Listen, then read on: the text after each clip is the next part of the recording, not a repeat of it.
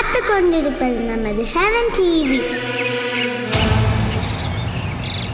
அதிகாலையில் கர்த்தரை நீ தேடினார், தென்படுவார், உனக்கு முன் வருவார். முழு மனதோடு அவரை நீ கூப்பிட்டார், பதில் தருவார், வழி காட்டிடுவார். மகளிர் மன்றாட்டு ஜெப நேரம், மன்றாடி ஜெபிக்க இது தருணம். மகளிர் மன்றாட்டு ஜெப நேரம், மன்றாடி ஜெபிக்க இது தருணம்.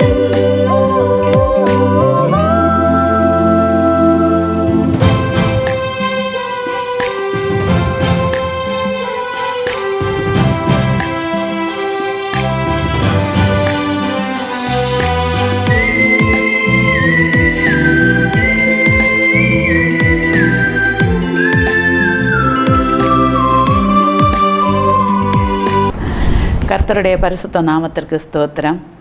இந்த மத்தியான நேரத்தில் ஒரு சில நிமிடங்களை ஆண்டவருடைய சமூகத்தில் செலவழிக்கலாம் என்று வந்து காத்திருக்கிற அனைத்து பிள்ளைகளையும் இயேசு கிறிஸ்துவின் நாமத்தில் ஹெவன் டிவி இன் சார்பில் உங்களை அன்போடு வரவேற்கிறேன். இந்த மத்தியான நேரத்தில் எவ்வளவோ நெருக்கடிகளுக்கு மத்தியில் வசனத்தை தியானிக்கவும் ஜெபிக்கவும் கூடி வந்திருக்கிற ஒவ்வொருவருக்காகவும் ஆண்டவரை நான் ஸ்தோத்தரிக்கிறேன். தொழுகைக்கு ஆரம்பமாக ஜெபிக்கலாம். ஹல்லேலூயா. ஸ்தோத்திரம் ஸ்தோத்திரம் ஸ்தோத்திரம். கர்த்தாவே ஏசப்பா, இந்த மத்தியான நேரத்துக்காய் கோடி கோடி ஸ்தோத்திரம் ஆண்டவரே. அப்பா, உம்முடைய சமூகத்தில் ஒரு சில நிமிஷங்களை ஆண்டவரே நாங்கள் செலவழிக்க வந்திருப்பதை நீர் அறிவீரப்பா. எங்கள் இருதயத்தின் தியானம், எங்கள் வாயின் வார்த்தைகள் எல்லாம் உம்முடைய சமூகத்தில் பிரீதியாக இருக்கட்டப்பா. தாழ்த்தி தருகிறேன். பாடுகிற பாடல்கள் ஆண்டவரே, வசனம் எல்லாம் நீரே முன்னின்று நடத்தி தாருங்கப்பா. தாழ்த்தி ஒப்பு வைக்கிறேன். மீட்பர் இயேசுவின் நாமத்தில் வேண்டுகிறேன் ஜெபங்களும் பரிசுத்த பிதாவே, ஆமென். ஒரு பாடலை பாடலாம். கர்த்தாவே தாழ்மையாக திருப்பாத தண்டையில் தெண்ட நீட ஆவலாக வந்தேன் நல்ல இயேசுவே. உம்மை தேடி தரிசிக்கவே வந்தேன். உம்மை தேடி தரிசிக்கவே வந்தேன். வல்ல பிதாவினுடைய தூய ஆட்டுக்குட்டி, நீரே என்றும் என்னுடைய ஞானமானவாளனே. உம்மை தேடி தரிசிக்கவே வந்தேன். உம்மை தேடி தரிசிக்கவே வந்தேன். என் பீரார்த்த நாயை கேளும் அத்தியந்த பணிவாய் கெஞ்சும் என்னை ஏற்றுக்கொள்ளும் உம்முடைய பிள்ளையாய். உம்மை தேடி தரிசிக்கவே வந்தேன். உம்மை தேடி தரிசிக்கவே வந்தேன். ஹல்லேலூயா. இந்த மத்தியான நேரத்தில் நாம் நம்மை தாழ்த்தி ஆண்டவருடைய பாதத்தில் வந்திருக்கிறோம். ஒரு வசனத்தை தியானிக்கலாம். மத்தேயு 5வது அதிகாரம் 8வது வசனம். இருதயத்தில் சுத்தமுள்ளவர்கள் பாக்கியவான்கள், அவர்கள் தேவனை தரிசிப்பார்கள். இருதயத்தில் சுத்தமுள்ளவர்கள் பாக்கியவான்கள், அவர்கள் தேவனை தரிசிப்பார்கள். நாம் அனைவரும் அறிந்த பாக்கிய வசனம் என்று சொல்லுவோம். மத்தேயு 5வது அதிகாரம் 3வது வசனம் முதல் 10வது வசனம் வரை 8 வசனங்கள். அதில் ஒன்று தான் இது. இருதயத்தில் சுத்தமுள்ளவர்கள் பாக்கியவான்கள், அவர்கள் தேவனை தரிசிப்பார்கள். நாம் எல்லோரும் ஏசப்பாவின் வருகைக்கென்று காத்திருக்கிறவர்கள். நாம் எல்லோரும் ஒரு நாள் இயேசுவை தரிசிக்க வேண்டும், முகமுகமாய் பார்க்க வேண்டும் என்ற வாஞ்சையோடு பின்பற்றுகிறவர்கள். ஆனால் அதற்கு ஒரு கண்டிஷன், இருதயத்தில் சுத்தமுள்ளவர்கள். நம்மிடம் இருதயத்தில் சுத்தம் இருக்கிறதா என்று நாம் ஆராய்ந்து பார்க்க வேண்டும். உபாகமம் 23வது அதிகாரம் 14வது வசனத்தின் முடிவு லாஸ்ட்டு வரிகளை பார்க்கும்போது, உன் பாளையத்துக்குள்ளே உலாவிக் கொண்டிருக்கிற அவர் உன்னிடத்தில் அசுசியான காரியங்களை கண்டு உன்னை விட்டு போகாதபடிக்கு உன் பாளையம் சுத்தமாயிருக்க கடவது. இயேசுவானவர் தேவன் நம்மோடு கூட இருக்க வேண்டுமென்றால், அப்படி இருந்தால்தான் நமக்கு தரிசிக்க முடியும். இருக்க வேண்டுமென்றால் நம்முடைய பாளையம் பரிசுத்தமாக இருக்க வேண்டும். தனிமனிதனாகிய நம்மை எடுக்கும்போது நம்முடைய பாளையம் நம்முடைய சரீரம், ஆவி ஆத்ம சரீரம், நான் அதுதான் என்னுடைய பாளையம். நான் பரிசுத்தமாக இருந்தால் இருதயம், அதற்கு காரணம் இருதயம் பரிசுத்தமாக இருந்தால் நாம் பரிசுத்தமாக இருப்போம். அப்படி பரிசுத்தமாக இருந்தால் நம்மோடு கூட ஆண்டவர் தங்குவார். எபிரேயர் 12வது அதிகாரம் 14வது வசனத்தின் இறுதி பகுதியை பார்க்கும்போது, பரிசுத்தம் இல்லாமல் ஒருவனும் கர்த்தரை தரிசிப்பதில்லை. பரிசுத்தம் இல்லாமல் ஒருவனும் கர்த்தரை தரிசிப்பதில்லை என்று சொல்லப்பட்டிருக்கிறது. இனி பரிசுத்தம் இல்லாமல் ஒருவனும் தேவனை தரிசிப்பதில்லை. இருதயத்தில் சுத்தமுள்ளவர்கள் பாக்கியவான்கள். அப்போது ஏன் இந்த இருதயம், இந்த வசனம் சொல்லப்பட்டிருக்கிறது என்று பார்க்கும்போது, இருதயம், மனித இருதயம், நாம் பிறக்கும்போதே தாய் என்னை பாவத்தில் கற்பந்தரித்தாள் என்று சங்கீதம் 51வது அதிகாரத்தில் நாம் பார்க்கிறோம். நம்முடைய இருதயம் எப்போதுமே பரிசுத்தமாக இருக்க முடியாது. இயேசுவானவர் நமக்குள் வாசம் பண்ணும்போது தான் அந்த பரிசுத்தம் நமக்கு வரும். ஆதியாகமம் 6வது அதிகாரம் 5வது வசனத்தை பார்க்கும்போது, இருதயத்து நினைவுகளின் தோற்றமெல்லாம் நித்தமும் பொல்லாதது என்று வசனம் சொல்லுகிறது. இருதயத்தின் நினைவுகளின் தோற்றமெல்லாம் நித்தமும் பொல்லாதது. எரேமியா 17ஆம் அதிகாரம் 9வது வசனத்தை பார்க்கும்போது, எல்லாவற்றை பார்க்கலும் இருதயமே திருக்குள்ளதும் மகா கேடுள்ளதுமாய் இருக்கிறது. எல்லாவற்றை பார்க்கலும் இருதயமே திருக்குள்ளதும் மகா கேடுள்ளதுமாய் இருக்கிறது. நமக்கு தெரியும் நம்முடைய இருதயம் எப்படி இருக்கிறது. நாம் ஒருவேளை வெளிப்படையாக பரிசுத்தமாய் காணப்பட்டாலும் நம்முடைய இருதயம் எப்படி இருக்கிறது என்று நாம் ஒவ்வொருவருக்கும் தெரியும். நம்முடைய இருதயம் தேவனுக்கு பிரியமான பரிசுத்தமுள்ளதாய் இருக்கிறதா என்று நாம் சிந்திக்க வேண்டும். மார்க்கு எழுதிய சுவிசேஷம் 7வது அதிகாரம் 21ஆம் வசனம் 22ஆம் வசனத்தை பார்க்கும்போது, மனுஷனுடைய இருதயத்துக்குள்ளிருந்து பொல்லாத சிந்தனைகளும் விபச்சாரங்களும் வேசித்தனங்களும் கொலை பாதகங்களும் களவுகளும் பொருளாசைகளும் துஷ்டத்தனங்களும் கபடும் காமவிகாரமும் வன்கண்ணும் தூஷணமும் பெருமையும் மதிகேடும் புறப்பட்டு வரும். இதெல்லாம், இந்த துர்க்குணங்கள் எல்லாம் மனுஷனுடைய இருதயத்திலிருந்து புறப்பட்டு வரும் என்று வேதம் சொல்லுகிறது.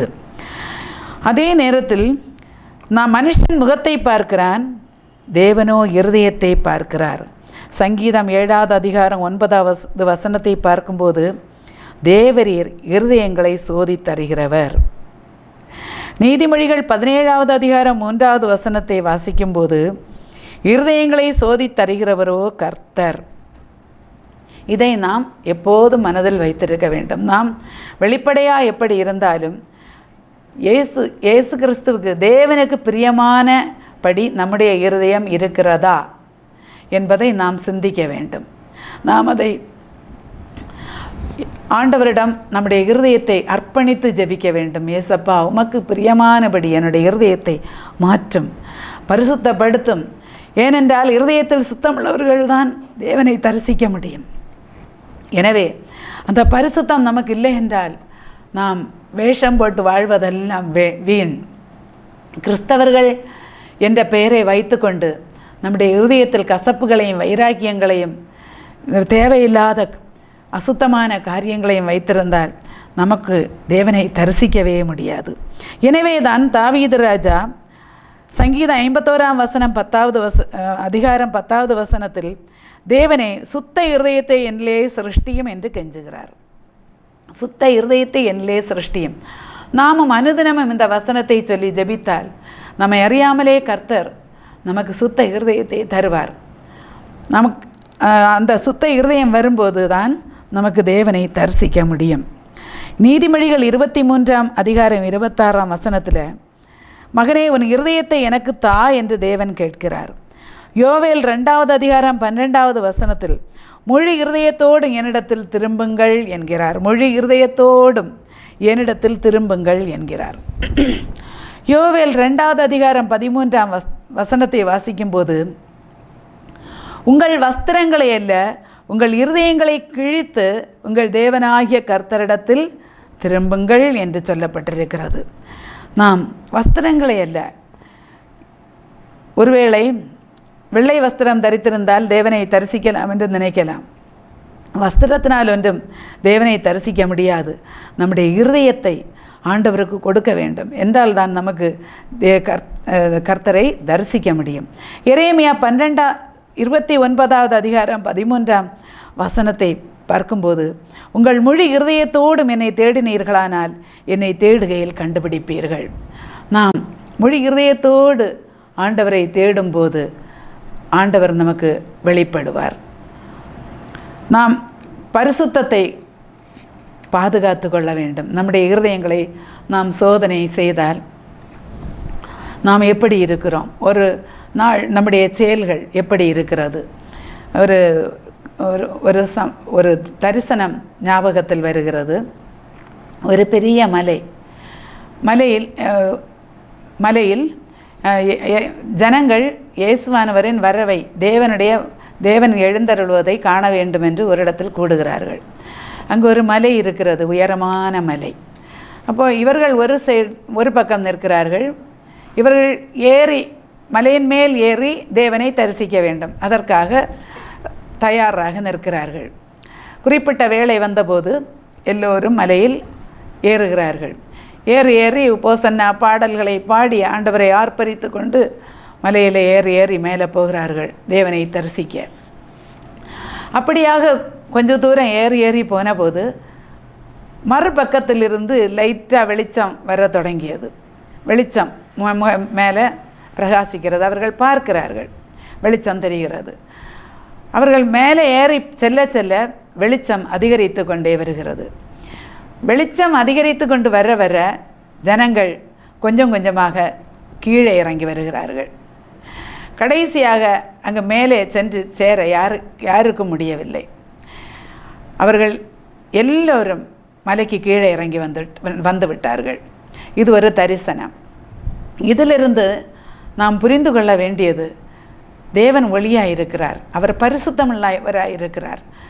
அவரை நாம் நினைப்பது போல் தரிசிக்க முடியாது. நம்முடைய இருதயம் பரிசுத்தமாக இருக்கும்போது அவர் நம்மை அறியாமலே ஒரு ஒளி நமக்குள் வீசும்.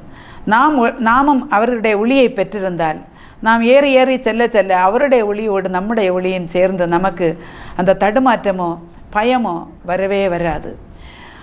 இந்த ஜனங்கள் அனைவரும் தேவனை தரிசிக்க வேண்டும் என்று ஏறியவர்கள் அனைவரும் அப்படியே திரும்பி இறங்கிவிட்டார்கள். காரணம், யாரும் பரிசுத்தமாய் தேவனை தரிசிக்க செல்லவில்லை. அந்த ஒளியை எதிர்கொள்ள யாருக்கும் முடியவில்லை. நாம் சிந்திப்போம், நாமும் அதை போன்ற ஒரு அனுபவத்தில் தான் இருக்கிறோமா? அனுதினமும் நாம் ஜெபிப்போம், ஆண்டவருடைய வருகை வரும்போது நாம் அவரை சந்திக்க முடியுமா? குறிப்பாக இந்த இரகசிய வருகையில் ஆண்டவர் இரகசிய வருகையில் வரும்போது நாம் அவரை தரிசித்தால், அவரோடு கூட எடுத்துக்கொள்ளப்பட்டால் நாம் மிகவும் பாக்கியசாலிகள். அந்த பாக்கியத்தை பெற்றுக்கொள்ள நம்முடைய இருதயத்தில் நாம் சிந்திக்க வேண்டும். நம்மை நாமே நாளுக்கு நாள் பரிசுத்தப்படுத்த வேண்டும். நாளுக்கு நாள் நம்மை பரிசுத்தப்படுத்தி முடிவில் நாம் பரலோக ராஜ்யத்தில் ஏசப்பாவின் அருகில் செல்லும்படியாக நாம் நம்மை ஏசப்பாவின் கரத்தில் கொடுத்து அனுதினமும் ஜெபித்து முன்னேற வேண்டும். அதுவே நம்முடைய டார்கெட்டாக இருக்க வேண்டும்.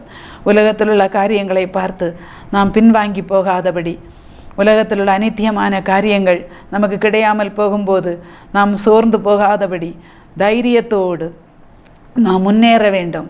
ஒரு நாள் நமக்கு உண்டு. அந்த நாளில் இயேசுவானவர் வருவார், நம்மை சேர்த்து கொள்ள மேகத்தில் தூதர்களோடு வருவார் என்று நாம் பாடுவதுண்டு. நாம் பாடினால் போதாது, நாம் நிச்சயமாகவே அந்த வருகைக்கென்று நம்மை ஆயத்தப்படுத்தி கொள்ள வேண்டும். அது ஒரு பயங்கரமான ஒரு அனுபவம். அதை நாம் பெற்றுக்கொண்டு வாழ கர்த்தர் தாமே நமக்கு அருள் புரிவாராக. இருதயத்தில் சுத்தமுள்ளவர்கள் பாக்கியவான்கள், அவர்கள் தேவனை தரிசிப்பார்கள். இப்போது ஜெபிக்கலாம். ஹல்லேலூயா. ஸ்தோத்திரம் ஆண்டவரே, ஸ்தோத்திரம் அப்பா, ஸ்தோத்திரம் ஸ்தோத்திரம் ஸ்தோத்திரம் ஆண்டவரே. ஏசப்பா, இந்த மத்தியான நேரத்துக்காய் கோடி கோடி ஸ்தோத்திரம் அப்பா, ஸ்தோத்திரம். நாங்கள் இந்த உலகத்தில் என்ன செய்தாலும் அப்பா, ஒரு நாள் எங்கள் ஆத்துமாக்கள் உம்முடைய சமூகத்தில் வந்து சேர வேண்டும் ஆண்டவரே. உமக்கு முன்பாக நாங்கள் நிற்க வேண்டும் அப்பா. உம்மை தரிசித்து மகிழ வேண்டும் என்றால் எங்கள் இருதயம் பரிசுத்தமாக்கப்பட வேண்டும். தகப்பனே, எங்கள் இருதயங்களை நீர் பரிசுத்தப்படுத்துங்க. இருதயத்தில் சுத்தமுள்ளவர்கள் தேவனை தரிசிப்பார்கள் என்று நாங்கள் பார்த்தோம். ஆண்டவரே, நீர் விரும்புகிற பரிசுத்தத்தை நீர் எங்களுக்கு தாருங்கப்பா. ஆண்டவரே, நாங்கள் வெட்கப்பட்டு போகாதபடி, ஆண்டவரே ஒரு அவல நிலைக்குள் ஆகாதபடி, நாங்கள் ஆண்டவரே ஏமாந்து போகாதபடி கர்த்தர் எங்களை நீர் பரிசுத்தப்படுத்துங்க. தம்முடைய வருகைக்கு என்று எங்களை ஆயத்தப்படுத்துங்கப்பா. ஆண்டவரே, இந்த உலகத்திலும் எங்களுக்கு ஏராளமான தேவைகள் உண்டு கர்த்தாவே. அந்த தேவைகளை ஆண்டவரே நீர் தருவீரப்பா. முதலாவது தேவனுடைய ராஜ்யத்தையும் அவருடைய நீதியையும் தேடுங்கள், அப்பொழுது இவைகளெல்லாம் உங்களுக்கு கூட கொடுக்கப்படும் என்று வாக்கு பண்ணீரே ஆண்டவரே. ஆனாலும் கேளுங்கள் கொடுப்பேன், தட்டுங்கள் திறக்கப்படும், தேடுங்கள் கண்டடைவீர்கள் என்று சொன்னீரே ஆண்டவரே. ஏசப்பா, நாங்கள் உம்முடைய சமூகத்தில் இந்த நேரத்தில் சில விண்ணப்பங்களை வைக்கலாம் என்று நாங்கள் வந்திருக்கிறோம் கர்த்தாவே. அப்பா, எங்கள் ஒவ்வொருவருக்கும் ஒவ்வொரு விதமான தேவைகள் ஆண்டவரே, பலவிதமான தேவைகளோடு ஆண்டவரே இந்த நிகழ்ச்சியை பார்த்து கொண்டிருக்கிற ஒவ்வொரு மக்களையும் கர்த்தர் சந்திங்கப்பா, சந்திங்க தகப்பனே. எங்களுடைய ஆண்டவரே தேவைகளை கர்த்தர் சந்திங்க அப்பா. பலத்தினாலும் அல்ல, பராக்கிரமத்தினாலும் அல்ல, என்னுடைய ஆவியினால் எல்லாம் ஆகும் என்று சொன்னீரே ஆண்டவரே. எந்த கடினமான சூழ்நிலையாக இருந்தாலும் அப்பா உம்மால் கூடும் ஆண்டவரே. என்னால் கூடாத காரியம் ஒன்றுண்டோ என்று கேட்டீரே ஆண்டவரே. ஏசப்பா, நான் உன்னோடு கூட இருந்து பயங்கரமான காரியங்களை செய்வேன் என்று சொன்னீரே ஆண்டவரே. நீர் எங்களோடு பயங்கரமான பராக்கிரமசாலியாக இருந்து எங்களுடைய காரியங்களை செய்வீர் என்று சொன்னீரே ஆண்டவரே. இந்த நிகழ்ச்சியை பார்த்து இந்த ஜெபத்தில் பங்கு கொண்டிருக்கிற ஒவ்வொரு மக்களும் என்ன தேவைகளோடு இருக்கிறார்கள் என்பதை கர்த்தர் அறிவீரப்பா. ஒவ்வொருவரும் வாய் திறந்து என்ன விண்ணப்பங்களை ஏறெடுக்கிறார்களோ தகப்பனே, அந்த விண்ணப்பங்களுக்கெல்லாம் கர்த்தர் பதில் கொடுங்கப்பா. இந்த நேரம் ஒரு ஆசீர்வதிக்கப்பட்ட நேரமாக இருக்கட்டும் தகப்பனே. ஆண்டவரே, இந்த பயங்கரமான பிஸியான இந்த உலகத்தில் இந்த சில நிமிஷங்களை அவர்கள் ஒதுக்கி ஆண்டவரே இந்த நிகழ்ச்சியை பார்க்கிறார்கள் என்றால் ஆண்டவரே, அவர்கள் ஏதோ ஒரு நோக்கத்தோடு ஒரு எதிர்பார்ப்போடு நோக்கி கொண்டிருக்கிறார்கள் அப்பா. அவர்கள் வாய் திறந்து கேட்கிற விண்ணப்பங்கள் ஆண்டவரே நீர் செவி கொடுத்து அவர்களுடைய விண்ணப்பங்களுக்கு எல்லாம் கர்த்தர் பதில் கொடுங்கப்பா. உம்மால் கூடாத காரியம் ஒன்றுமில்லை ஆண்டவரே, உம்மால் கூடாத காரியம் ஒன்றுமில்லை அப்பா. என் தேவனால் சகலதும் கூடும் அப்பா. நீர் சகலத்தையும் செய்ய வல்லவர் அப்பா. ஏசப்பா, ஆண்டவரே, இந்த நேரத்தில் சுகமில்லாமல் இருக்கிற ஒவ்வொரு மக்களையும் உடைய திருக்கரத்தில் தருகிறேன் ஆண்டவரே. கர்த்தர் இறங்கி ஒவ்வொருவருக்கும் அற்புத சுகத்தை நீர் தானம் பண்ணுங்கப்பா. யெகோவா ரஃபாவாய் கர்த்தர் கடந்து வாருங்கப்பா. வசனத்தை அனுப்பி தம்முடைய பிள்ளைகளை குணப்படுத்துங்க தகப்பனே. கர்த்தாவே, பயங்கரமான வியாதிகள் ஆண்டவரே திடீர் என்று எதிர்பாராத நேரத்தில் மக்களை தாக்கி வருத்துகிறதே தகப்பனே. மரணத்துக்கு ஏதுவான வியாதியினால் கஷ்டப்படுகிற ஜனங்கள் எத்தனையோ இருக்கிறார்கள் தகப்பனே. எல்லோரையும் கர்த்தர் கண்ணோக்கி பாருங்கப்பா. அற்புத சுகத்தை நீர் கொடுங்க தகப்பனே. அவர்கள்ட்ட பக்கத்தில் சென்று நீர் உம்முடைய கரத்தை அவர்கள் மீது வைத்து அற்புதம் செய்யுங்க தகப்பனே. உம்மை விசுவாசத்தோடு வாஞ்சியோடு உம்முடைய சமூகத்தில் ஜெபிக்கிற பிள்ளைகளுக்கு கர்த்தர் அற்புதம் செய்யுங்கப்பா, செய்யுங்க கர்த்தாவே. எசப்பா, உம்முடைய நாமத்தை சொல்லி கையெடுக்க கும்பிட உம்மை நோக்கி கூப்பிட ஆண்டவரே அப்பா நீர் அவர்களுக்கு உதவி செய்யுங்கப்பா, உதவி செய்யுங்க தகப்பனே. ஏசப்பா, இன்னும் கஷ்டம் பண தேவைகளினால் கஷ்டப்படுகிறவர்கள், கடன் பாரத்தினால் கஷ்டப்படுகிறவர்கள், வாழவே ஆண்டவரே வாழ்க்கையை நடத்துவதற்கே கஷ்டப்படுகிறவர்கள், அன்றாட கடமைகளை கூட செய்ய முடியாதபடி ஆண்டவரே பொருளாதாரத்தில் நலிவுற்று காணப்படுகிற ஒவ்வொருவரையும் கர்த்தர் கண்ணோக்கி பாருங்கப்பா. யாருக்கு ஒன்றும் செய்ய முடியாதப்பா. நீர் ஆண்டவரே இறங்கியப்பா ஒவ்வொருவருடைய தேவைகளையும் சந்திப்பீராக. சந்தியுங்கப்பா, சந்தியுங்க தகப்பனே. ஏசப்பா, ஸ்தோத்திரம் ஸ்தோத்திரம் ஸ்தோத்திரம். கடன் பாரங்களையெல்லாம் நீர் மாற்றி கொடுங்க தகப்பனே. இயேசுவே ஸ்தோத்திரம். ஆண்டவரே, எங்கள் தேசத்தில் உள்ள வாலிப பிள்ளைகளை விசேஷமாய் உம்முடைய திருக்கரத்தில் தருகிறேன் ஆண்டவரே. கர்த்தர் பொறுப்பெடுங்கப்பா ஆண்டவரே. வாலிப பிள்ளைகளை வைத்துக்கொண்டு ஒவ்வொரு பெற்றோரும் வடிக்கிற கண்ணீரை உம்முடைய துருத்தியில் நீர் வைத்திருக்கிறீர் ஆண்டவரே. ஏசப்பா, எங்கள் பிள்ளைகள் ஒவ்வொருவரையும் கர்த்தர் பேராய் தரந்தரமாய் நீர் கண்ணோக்கி பாருங்கப்பா. எங்கள் பிள்ளைகளை உம்முடைய கையின் கருவியாக நீர் எடுங்க ஆண்டவரே. ஏசப்பா, ஸ்தோத்திரம் ஆண்டவரே. நீர் போதித்து நடத்துங்கப்பா. உம்முடைய வசனத்தின்படி வாழ எங்கள் பிள்ளைகளுக்கு கர்த்தர் நீர் உதவி செய்யுங்கப்பா. மாயையான உலகத்தில் சிக்கிக்கொள்ளாதபடி பிள்ளைகளை கர்த்தர் பொறுப்பிடுங்கப்பா. எந்த விதமான கெட்ட குணங்களோ தீய பழக்க வழக்கங்களோ எங்கள் பிள்ளைகளில் உருவாகாதபடி எங்கள் தேசத்தின் வாலிப பிள்ளைகளை எல்லாம் கர்த்தர் பரிசுத்தப்படுத்தி பாதுகாத்து கொள்ளுங்க. எந்த சத்ருவின் சதியிலும் விழுந்து விடாதபடி கர்த்தர் பொறுப்பெடுங்கப்பா. குடிப்பழக்கம், போதை பழக்கம், புகை பழக்கம், ஆண்டவரே செல்போன் அடிமைத்தனம், விபச்சார வேசித்தனம், இதற்கெல்லாம் அடிமைப்பட்டு கிடக்கிற பெரியவர்கள் வாலிபர்கள் எல்லாரையும் உடைய திருக்கரத்தில் தருகிறேன் ஆண்டவரே. ஏசப்பா, இந்த பொல்லாத பாவங்கள் அகப்பட்டு ஆண்டவரே சாபங்களை தங்கள் தலைமுறைகளுக்கு ஆண்டவரே எடுத்து வைக்காதபடி ஆண்டவரே நீர் இப்படிப்பட்ட ஒவ்வொருவரையும் கர்த்தர் சந்திங்க ஆண்டவரே. இந்த கெட்ட பழக்க வழக்கங்கள், இந்த அடிமைத்தனத்தினின்று எல்லாரையும் கர்த்தர் விடுவீங்கப்பா. இயேசு கிறிஸ்துவின் நாமத்தில் ஒரு விடுதலை ஒவ்வொருவருக்கும் உண்டாவதாக. விடுவீங்கப்பா. பாரத்தோடு ஜெபிக்கிற உள்ளங்களை கர்த்தர் பரிசுத்தப்படுத்துங்கப்பா ஆண்டவரே. அவர்களை புது சிருஷ்டிகளாய் நீர் மாற்றுங்க தகப்பனே. குடி பழக்கத்துக்கு, போதை பழக்கத்துக்கு எல்லாம் நீர் விலக்கி பாதுகாத்து கொள்ளுங்க. டாஸ்மாக் கடைகள், விபச்சார விடுதிகள் இயேசுவின் நாமத்தில் பூட்டப்படுவதாக. ஏசப்பா, எங்கள் தேசத்தை பரிசுத்தப்படுத்துங்க ஆண்டவரே.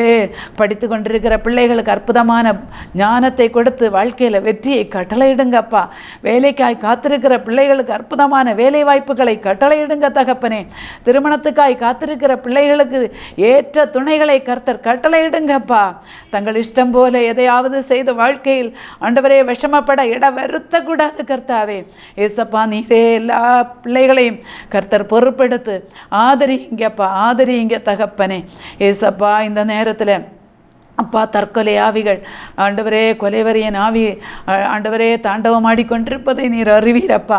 சின்ன சின்ன காரணங்களுக்காக தங்கள் ஆத்மாவை கூட கர்த்தாவே அப்பா அதன் மதிப்பை கூட அறியாதபடி ஆண்டவரே தங்களை ஆண்டவரே மரணத்துக்கு நேராக நடத்தி கொண்டு போகிற பொல்லாத சத்ருவின் கிரியைகள் இயேசுவின் நாமத்தில் அழிஞ்சு போட்டப்பா. தற்கொலை ஆவிகள், கொலைவரியின் ஆவிகள் இயேசுவின் நாமத்தில் எங்கள் தேசத்தை விட்டு அழியட்டு. எல்லாரும் சந்தோஷமாய், சமாதானமாய், ஆசீர்வாதமாய் வாழ கர்த்தர் அனுகிரகம் செய்யுங்கப்பா. இயேசுவே ஸ்தோத்திரம் ஸ்தோத்திரம் ஸ்தோத்திரம் அப்பா. எங்கள் தேசத்தின் தலைவர்கள், அதிகாரிகள் ஆண்டவரே, விசேஷமாய் காவல்துறையினர் கர்த்தாவே, நீதித்துறையினர், அரசியல்வாதிகள் எல்லோரும் ஆண்டவரே பரிசுத்தத்தோடு, கடமை உணர்வோடு, நல்ல சிந்தையோடு ஆண்டவரே தேசத்தை நடத்தி செல்ல கர்த்தர் உதவி செய்யுங்கப்பா. ஆண்டவரே, சரியாக நீதி நிலைநாட்டப்படட்டு கர்த்தாவே. நிரபராதிகள் தண்டிக்கப்படக்கூடாது கர்த்தாவே. ஏசப்பா, லஞ்சம் ஒழியட்டு இயேசுவின் நாமத்தில். நீதியான ஒரு நேர்மையான ஒரு வாழ்வை எங்கள் தேசத்தில் நீர் ஒவ்வொருவருக்கும் கட்டளை இடுங்கப்பா, கட்டளை இடுங்க தகப்பனே. ஏசப்பா, தம்முடைய ஊழியங்களை செய்கிற ஒவ்வொரு ஊழியக்காரர்களையும் கர்த்தர் வல்லமையாய் பயன்படுத்துங்க தகப்பனே. எப்படியெல்லாம் ஊழியம் செய்கிறார்களோ எல்லா ஊழியங்களையும் கர்த்தர் கனம் பண்ணுங்கப்பா. ஏனோ தானோ என்று செய்யாதபடி தம்முடைய ஊழியத்தை செய்கிறவர்கள் அதை கனமான ஊழியம் என்று நினைத்து என் அப்பாவுக்கு பிரியமானபடி அதை செய்ய கர்த்தர் ஒவ்வொருவருக்கும் நீர் உதவி செய்யுங்க அப்பா. ஆண்டவரே, ஏனோதானோ என்று தம்முடைய ஊழியத்தை உதாசீனப்படுத்தி தண்டனையை வாங்காதபடி ஊழியக்காரர்கள் ஒவ்வொருவரையும் கர்த்தர் தட்டி எழுப்புங்க தகப்பனே. அப்பா, அந்த காலத்தையும் நேரத்தையும் சரியாய் பயன்படுத்த கர்த்தர் ஒவ்வொருவருக்கும் உதவி செய்யுங்க அப்பா. ஆண்டவரே, மிஷன் ஃபீல்டு விசேஷமாய் நேபாள் மிஷன் ஃபீல்டு, இன்னும் நார்த் இந்தியா மிஷன் ஃபீல்டில் எல்லாம் வேலை செய்கிற தம்முடைய மிஷனரிமார்கள் ஒவ்வொருவரையும் நம்முடைய திருக்கரத்தில் தருகிறேன் கர்த்தாவே. எத்தனையோ கஷ்டங்களை ஆண்டவரே அவர்கள் சுமந்து கொண்டு ஊழியங்களை செய்யும்போது கர்த்தர் அவர்களுக்கு துணையாக இருங்க தகப்பனே. எந்த எதிர் சக்திகளும் தம்முடைய பிள்ளைகளுக்கு எதிராக எழும்பாதபடி கர்த்தர் இரக்கம் செய்யுங்கப்பா. ஏசப்பா, ஏசப்பா, ஆண்டவரே, கொந்தளித்து எழும்புகிற பொல்லாத சக்திகளை தேவன் தகர்த்து போடுங்கப்பா. தம்முடைய பிள்ளைகளுக்கு எதிராக எழும்புகிற ஆண்டவரே மக்களை கர்த்தர் ரட்சியுங்கப்பா, ரட்சியுங்க ஆண்டவரே. ஒரு பெரிய எழுப்புதல் எங்கள் தேசத்தில் உண்டாகட்டு கர்த்தாவே. எங்கள் தேசத்தில் இருந்தது வட தேசத்துக்கும் உலகமெங்கும் ஆண்டவரே அக்னி கடந்து செல்லட்டப்பா. பரிசுத்த அக்னியை நீர் போடுங்க தகப்பனே, போடுங்க, போடுங்கப்பா. கர்த்தருடைய நாமம் மாத்திரம் மகிமைப்படுவதாக தகப்பனே. எங்களை எல்லாம் உடைய திருக்கரத்தில் தாழ்த்தி தருகிறோம் கர்த்தாவே. எங்களை நீர் பயன்படுத்துங்கப்பா. நாங்களும் எங்களால் இயன்றவரை அப்பா இயன்றது போல கர்த்தாவே உம்முடைய நாமத்துக்கு மகிமையாய் வாழ உம்முடைய ஊழியத்தை செய்ய கர்த்தர் எங்களுக்கு உதவி செய்யுங்கப்பா. தடைகள் இயேசுவின் நாமத்தில் நீங்கட்டு. எங்களை ஒரு முறை கூட உம்முடைய திருக்கரத்தில் தாழ்த்தி தருகிறேன் ஆண்டவரே. மீதியான ஒவ்வொரு நிமிஷமும் கூட இருங்கப்பா. எங்களை தம்முடைய வருகைக்கு என்று ஆயத்தப்படுத்துங்கப்பா ஆண்டவரே. எங்கள் இருதயங்கள் எப்போதும் உமக்கு நேராய் ஆண்டவரே பரிசுத்தமாய் எங்களை பாதுகாத்து கொள்ள கர்த்தர் எங்களுக்கு உதவி செய்யுங்க. மீதியான ஒவ்வொரு நிமிஷமும் கூட இருங்க. கனம் துதி மகிமை அவற்றை உமக்கே செலுத்துகிறேன். மீட்பர் இயேசுவின் நாமத்தில் வேண்டுகிறேன். ஜெபங்களும் பரிசுத்த பிதாவே, ஆமேன், ஆமேன். அமைக்கவும் துவைக்கவும் என்று நான் இருந்தேன். ஜெபிக்கவும் கொடுக்கவும் என்று தான் உணர்ந்தேன். சமைக்கவும் துவைக்கவும் என்று நான் இருந்தேன். ஜெபிக்கவும் கொடுக்கவும் என்று தான் உணர்ந்தேன். முழங்காலில் நின்று துவக்கம் புதிதானது. தாவீதினால் துதித்து நன்னாளாய் பிறந்தது. முழங்காலில் நின்று துவக்கம் புதிதானது. தாவீதினால் துதித்து நன்னாளாய் பிறந்தது.